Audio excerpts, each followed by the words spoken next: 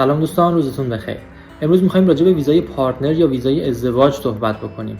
این ویزا به درد کسانی میخوره که قبلا ویزای خودشون رو دریافت کردن و بعد از اون ازدواج کردن و حالا میخوان برای همسرشون درخواست ویزا بکنن تا بتونن اون رو به استرالیا بیارن. شرایط خاصی داره این ویزا، ولی از مهمترین شرایطش این هستش که فرد اسپانسر کننده بایستی که حالا یا سیتیزن استرالیا یا پرمننت رزیدنت مقیم دائم استرالیا باشه و حالا یه سری موارد دیگه که حالا دونه بدونه میتونیم با هم دیگه توی وبسایت اداره مهاجرت ببینیم و بعد از اون به سیستم ایمی اکانت بریم تا پله به پله ببینیم که اپلیکیشن این ویزا به چه صورته و درخواست برای این ویزا چه مدارکی رو لازم داره. خب ساب کلاس ویزایی که میخوایم بررسی بکنیم رو گوگل میکنیم. ویزای 309 و 100 رو میخوایم ببینیم. همین بالا من تایپ میکنم 309 و 100 ویزا، حالا یا استرالیا میتونیم در کنارش بنویسیم تا لینک مربوط به سایت اداره مهاجرت homeaffairs.gov.au باز میشه. روش کلیک میکنیم. همین بالا ساب کلاس 309 و 100. چرا دو تا ساب کلاسه بچه‌ها؟ ویزای ازدواج به این صورت هستش که به یک باره صادر نمیشه. ابتدا یه ویزای موقت به طرف داده میشه تا بیاد زندگی بکنه در کنار همسرش و در واقع اثبات بکنه که این رابطه واقعی هستش و حالا یه سری مدارک داره که نشون میده که این رابطه واقعی بوده و ادامه دار هستش و بعد از مدتی حالا راجع به اون صحبت میکنیم. یه پروسسینگ تایمی داره، به مدت 2 سال معمولا طول میکشه تا بعد از ویزای موقت که حالا ویزای 309 باشه ویزای 100 یا در واقع ویزای دائم براش اقدام میشه. حالا اینا رو با هم دیگه تو وبسایت اداره مهاجرت میبینیم این پایین. پس دو بخش این ویزا، هرچند زمانی که داریم برای این ویزا اقدام میکنیم به یک باره برای هر دو اقدام میشه، یعنی شما اپلیکیشنی که پر میکنید و مبلغی که پرداخت میکنید برای هر دو ویزا هستش. 309 و 100 در واقع جوینت هستن به هم دیگه، ولی خب مرحله اول، استپ اول با ویزای ساب کلاس 309 شروع میشه که پارتنر پروویژنال ویزا است که این در واقع به پارتنر اجازه میده که در واقع به اسپاوس، همسر یک سیتیزن استرالیا یا پرمننت رزیدنت استرالیا، این شرط باید حتما برقرار باشه برای اسپانسر، کسی که ویزاشو در حال حاضر داره و در استرالیا زندگی میکنه و حالا ازدواج کرده با شخص دیگری که ویزا نداره و میخواد براش درخواست ویزا بده. و اینکه میگه که این ویزا در واقع اولین گام هستش برای پرمننت ویزا یا همون ساب کلاس 100 که تو ستون سمت راست راجبش توضیح میده. پس ویزای 309 یه ویزای تمپوراری موقته که حالا مزایا خودش رو داره. شخص به صورت تمپوراریه، در واقع موقت میتونه داخل استرالیا یک سری مزایا رو داشته باشه، زندگی بکنه، کار بکنه، تحصیل بکنه. حالا اینو توی این قسمت دیتیلز که وارد بشیم همه رو توضیح میده. کاست یا هزینه این ویزا رو داره میگه که $9365 به تاریخ امروز سال اکتبر 2025 و حالا راجع به پروسسینگ تایم و اینا صحبت میکنه و این برام ستون سمت راست که ویزای 100. حالا ما با ویزای 309 شروع میکنیم که در واقع گام اول برای دسترسی به ویزای ازدواج هست. همین بالا فقط بگم این سمت راست یک گزینه‌ای وجود داره که روش که کلیک بکنیم بین اپلیکنت و اسپانسر این جابجا میشه. این تاگل برای این هستش که شما حالا اینو بذارین سمت اپلیکنت، یعنی کلا توضیحات رو برای اپلیکنت، یعنی نفری که ویزا نداره داره اپلای میکنه تا ویزا بگیره، توضیحات رو داده که حالا چیکار باید بکنه، چه مدارک رو باید تهیه بکنه و قدم به قدم تا به ویزا برسه.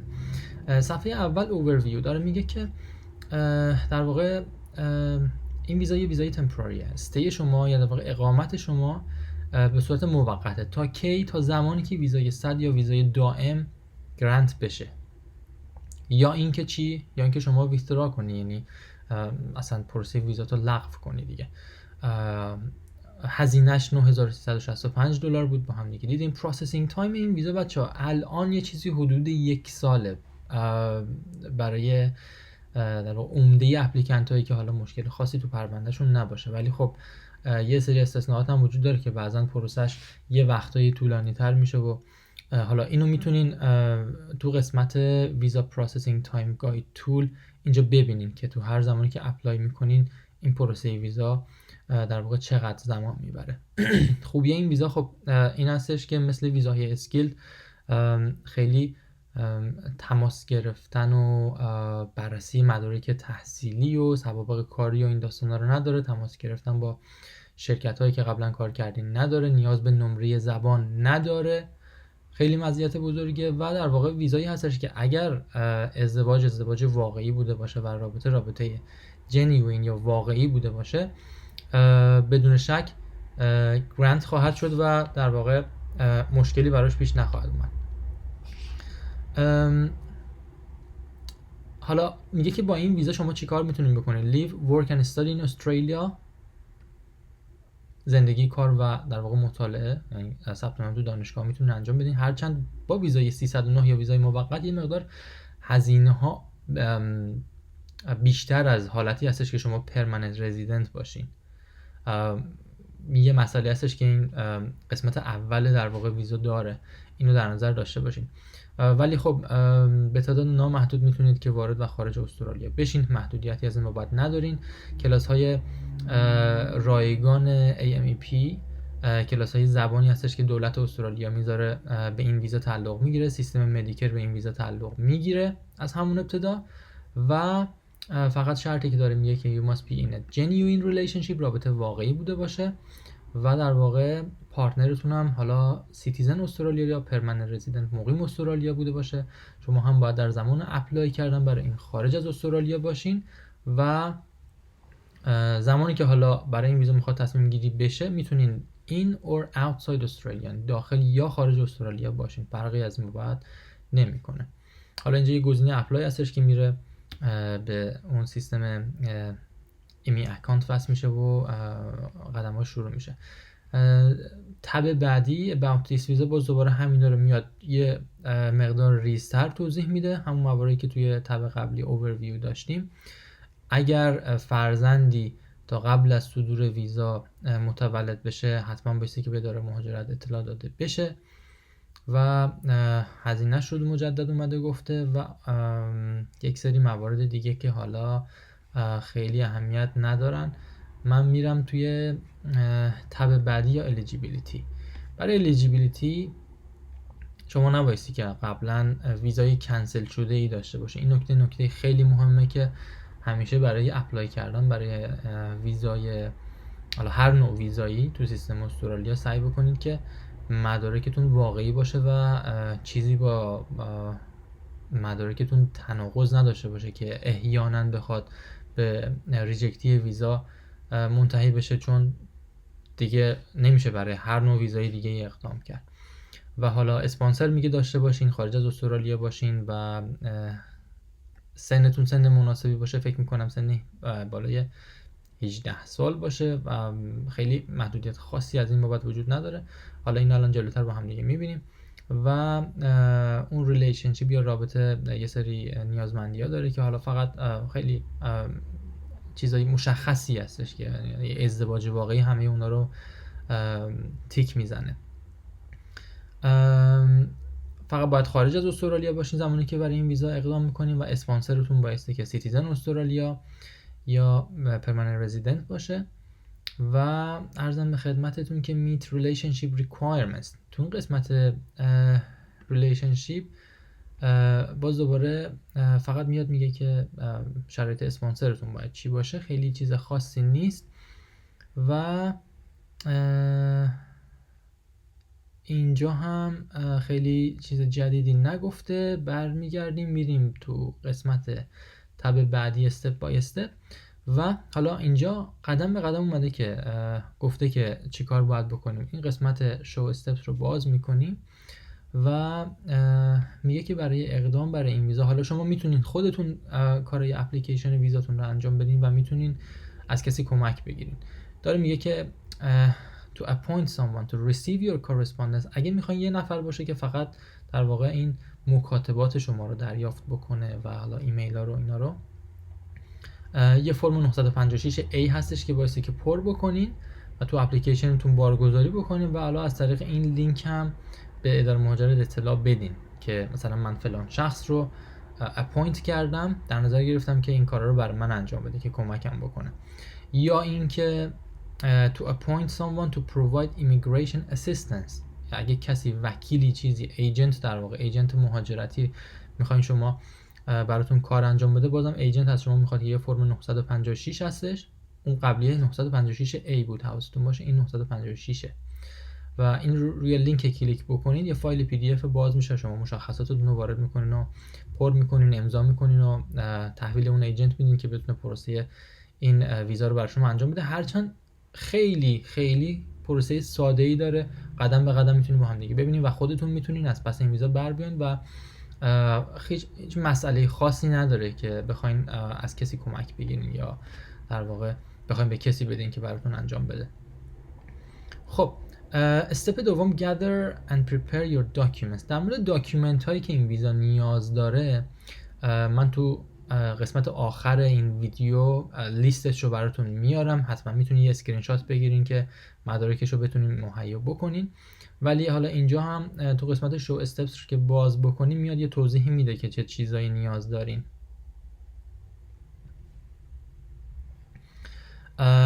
قسمت اول یه identity document میگه، مدارک شناسایی که حالا در رأس اونا birth certificate هستش، در واقع شناسنامه. اگر وجود نداشت حالا میتونه با یه سری چیزا جایگزین بشه. در کنار شناسنامه current passport، پاسپورت جاری شما، national identity card یا کارت ملی شما، و اگر change of name تغییر نام داشتین مدارکی که اون گواهی که در واقع گواهی تغییر نام شما هستش اون رو هم بایستی مهیا بکنین. marriage or divorce certificate، یه مدرک ازدواج میخواد، چون این در واقع ویزایی هستش که برای کسانی هستش که ازدواج رسمی کردن، این مدرک هم باید شامل مدارکمون بشه. change of name و اینا هم که در واقع همون هستش. evidence of relationship، در مورد رابطتون میگه که باعثه که یه سری مدارک رو ارائه بدین که حالا اینا رو من گفتم قسمت آخر ویدیو توضیح میدم که چیا هستن. یکی مدارکی باید باشه که نشون بده ریلیشنشیپ شما با پارتنر در واقع واقعی هستش، روابط قبلیتون و یا دیپندنت، یعنی اگر فرزند چیزی هم دارین اونا رو باید عنوان بکنین و با مدارکشون در واقع مدارک شناساییشون رو بارگذاری بکنین. your relationship with your partner. خب حالا این قسمت در مورد ریلیشنشیپ هیستوری میاد میپرسه که میگه که باعثه که سری اویدنس هایی رو در مورد رابطتون با اون همسرتون بیاین بگین و ارائه بدین. مثلا میگه که tell us in writing، این به صورت مستند و رسمی بیاین اینو به صورت یه استیتمنت اصطلاحاً بنویسین. یه فایل ورد باز میکنیم، 1 صفحه 2 صفحه 3 صفحه نهایتاً 4 صفحه، یه مقدار خلاصه تر راجع به هیستوری این استیتمنت باید بیاین بنویسیم. این رابطه از کجا شروع شد، چه تاریخی بود، کم و کیفش به کجا بدل شد و حالا چه مراحلی رو طی کرد تا به ازدواج برسه. اینا رو میاد میگه how, when and where you first met، اینکه شما اول کجا همدیگه رو دیدین. اینا همه مواردی هستش که هم توی اپلیکیشن براتون یه سری قسمتایی رو آورده و حالا یک سری سوال میپرسن، همین که یه فایل استیتمنتی هستش که خودمون باید درست بکنیم توی فایل ورد، در نهایت پی دی افش بکنیم و به عنوان یکی از مدارک اتچ اپلیکیشنمون بکنیم. how the relationship develop، اینکه رابطه چجوری رفته پیشرفت کرد. when you moved in together، got engaged or married، زمانی که شما حالا با همدیگه نقل مکان کردین یا اینکه نامزد کردین، ازدواج کردین. اینا رو در مورد تاریخاشون، کم و کیفشون. what you do together، اینکه با همدیگه چه روابطی دارین، روابط حالا این قسمت حالا از لحاظ فاینانشال، از لحاظ نمیدونم تقسیم کارها تو خونه، از لحاظ مدیریت کارها، اینا همه قسمت‌های مختلفی داره که حالا تو این استیتمنت میتونین کلی توضیح بدین، ولی توی اپلیکیشن هم جداگونه اینا رو میاد از ما میخواد. time you spent apart، اگه زمانی رو به دور از هم دیگه زندگی کردین. معمولا بچه‌هایی که مجرد هستن و ویزا میگیرن ولی خب در زمانی که قبل از ویزای خودشون بیاد حالا قصد ازدواج دارن و فقط منتظر هستن که ویزاشون بیاد، حالا شاید به این دلیل که میخوان از اون 10 امتیاز مجردی استفاده بکنن و بعد ازدواج بکنن. حالا این یه سری ریزکاریایی داره و یه سری نکاتی رو باید رعایت بکنین که این تاریخ ها متناقض با این نباشه که شما ویزای خودتون بخواد تحت شعاع قرار بگیره. significant events in the relationship، تاریخ مراسم اصلی شما، بله برون، نمیدونم نامزدی، ازدواج و حالا کم و کیفشون، اینکه چه جوری بوده، کجا برگزار شده و اینا رو میگه. your plans for the future، در مورد برنامه هاتون برای آینده. و حالا یه سری داکیومنت ها که مثل marriage certificate از مهمترینشون هستش میخواد، و یا evidence of your de facto relation، اگر در واقع ازدواج رسمی نبوده هم حالا این به این صورت هست. در ادامه راجع به یه سری supporting evidence ها میاد میگه که حالا میگم اینا رو همه رو من لیست کردم تو قسمت آخر ویدیو، ولی خب اینجا هم اومده توضیح داده تو سایت خود اداره مهاجرت. ببینید این دسته‌بندی که گفتم اینجا هست، قسمت فایننس، قسمت هاوسهولد، یعنی از لحاظ مالی چه مدارکی شما میتونین بدین، از لحاظ هاوسهولد اینکه تقسیم کارات و خونه، از لحاظ سوشال ماترز اینکه روابط اجتماعیتون به چه صورته، و کامیتمنت. 4 تا بخش مختلف از تعهد که در واقع یه سری مدارکی رو میشه براشون جمع آوری کرد و پیوسته اپلیکیشن کرد. مدارکی برای فایننس میتونه ارائه بشه شامل ایناست: جوینت مورگیج اور لیس داکیومنت، اگر وامی رو به صورت جوینت یا مشترک گرفتین مثل وام ازدواج خیلی کمک کننده است، یا اگر جایی رو اجاره کردین، ماشینی رو اجاره کردین یا خریدین و این در واقع داکیومنتش، سندش به اسم هر جفتتونه، اینا در واقع مدارکی هستش که میشه ترجمه بکنیم و پیوسته اون اپلیکیشنمون بکنیم تا استفاده بشه به عنوان یک گواهی برای اینکه این ازدواج واقعی بوده و ما با هم دیگه این روابط در واقع فاینانشال رو داریم. جوینت لون داکیومنتس باز دوباره همونه، حالا میگه که برای هوم، برای کار، برای هر اپلاینس، یا حتی میگه که وسایل خونه هم اوکی هستش. جوینت بانک اکانت استیتمنت، حتی اگه یه حساب بانکی مشترک داشته باشیم خیلی کمک کننده است. یک مدرکیه که میتونیم یه بانک استیتمنت، یه گواهی در واقع بانکی بریم دریافت بکنیم، پرینت شده بانک ما میده که حالا اسم صاحبان حساب، تاریخ بازگشایی حساب، میتونه موجودیشو زده باشه و حالا اینکه فعال هستش حساب اونو نشون بده و همینجور ما میتونیم استفاده بکنیم و جزو مدارکمون بذاریم. household bills،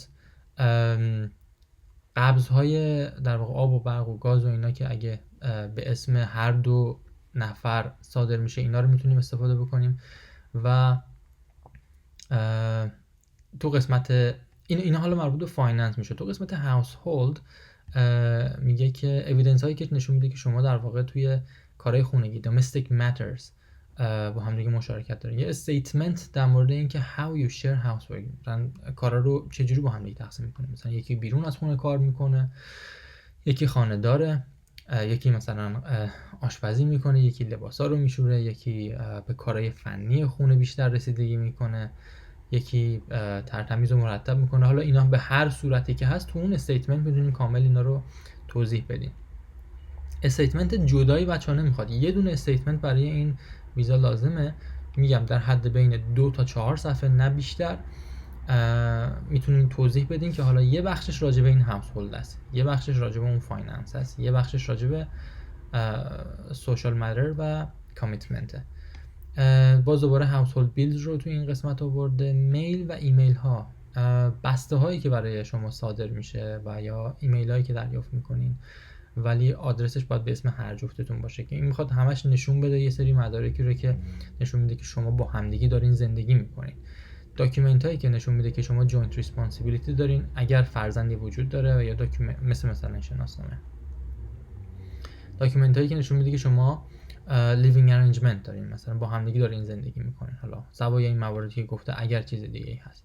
و قسمت سوشال ماترز، اوییدنس هایی که نشون میده که شما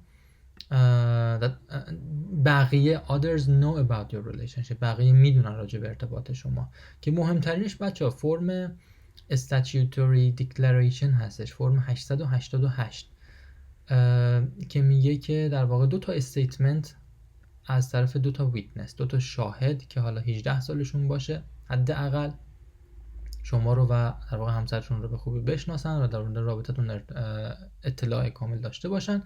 این فرم رو پر میکنن و یه توضیح کوتاهی داخلش میتونید بنویسین و اون طرف باید امضا بکنه و حالا هیچ ضرورتی هم نداره که این شاهد پرمننت استرالیا باشه یا ویزای استرالیا داشته باشه اصلا، یا اصلا سیتیزن بخواد باشه، نه اصلا نیازی نداره. حتی پدر و مادر و یا خواهر و برادر هم میتونن شاهد باشن و این فرم رو در واقع تکمیل بکنن.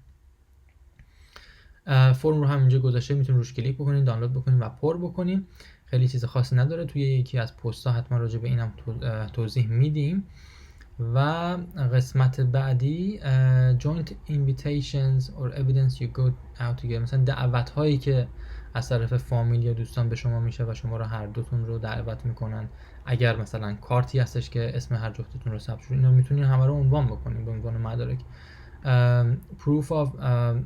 proof you have friends in common، مثلا دوستان مشترکی دارین.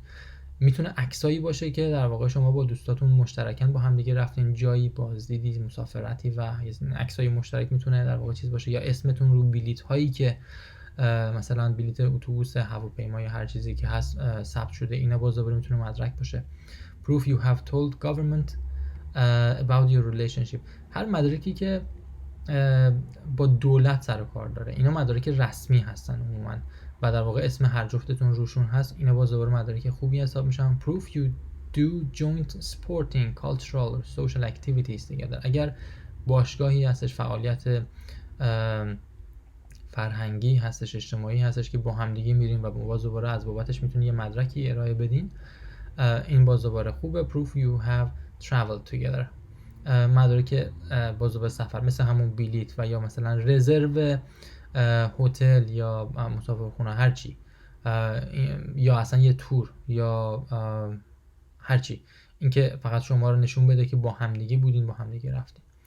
و در نهایت کامیتمنت، بخش چهارم، بخش آخر این استیتمنت و مدارکی که میتونه اتچش بشه، که میگه که یه سری اوییدنس هایی رو به من ارائه بده که نشون بده شما لانگ ترم ریلیشنشیپ دارین با همدیگه، یک سری تعهد به هم دیگه دارین.